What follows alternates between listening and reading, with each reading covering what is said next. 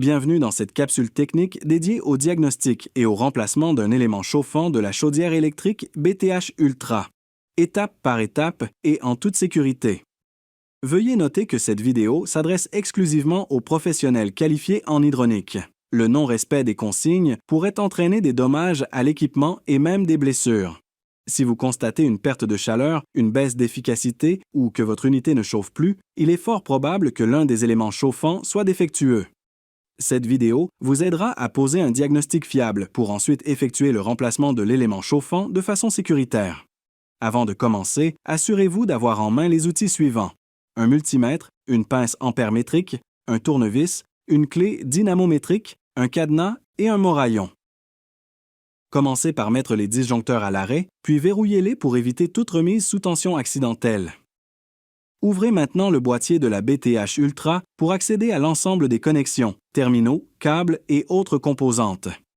Prenez le temps d'effectuer une inspection visuelle minutieuse. Vérifiez ensuite à l'aide de votre multimètre que la tension entre L1 et L2 est bien de 0 volts.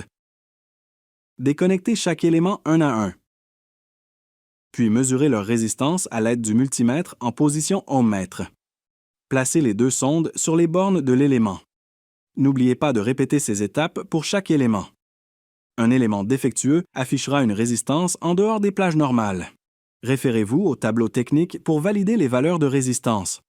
Par exemple, un élément de 3 kW à 240 volts doit avoir une résistance entre 18,3 et 21,3 ohms.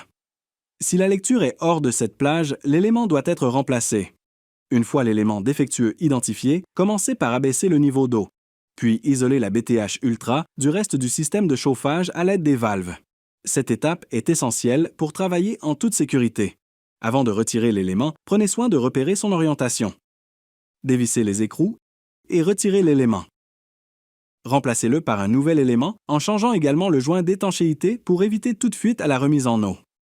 À l'aide de la clé dynamométrique, installez le nouvel élément en serrant les écrous en croix, comme illustré à l'écran. Cette méthode assure une pression uniforme et maximise l'étanchéité du joint. Serrez chaque écrou à un couple de 144 livres-pouces. Reconnectez les câbles aux éléments exactement comme ils l'étaient initialement, en vous assurant que les connexions sont bien serrées et qu'il n'y a aucun jeu pouvant compromettre la sécurité ou le bon fonctionnement de l'unité. Rouvrez les valves, remplissez l'unité d'eau et laissez-la circuler quelques instants. Ensuite, purgez l'air du système afin de tester l'étanchéité du nouveau joint et vous assurer qu'aucune fuite n'est présente. Pour conclure, une fois le disjoncteur réactivé, simulez une demande de chauffage au thermostat. Utilisez un câble entre les bornes R et W ou maintenez les touches plus et moins du contrôleur. Vérifiez l'ampérage de chaque élément.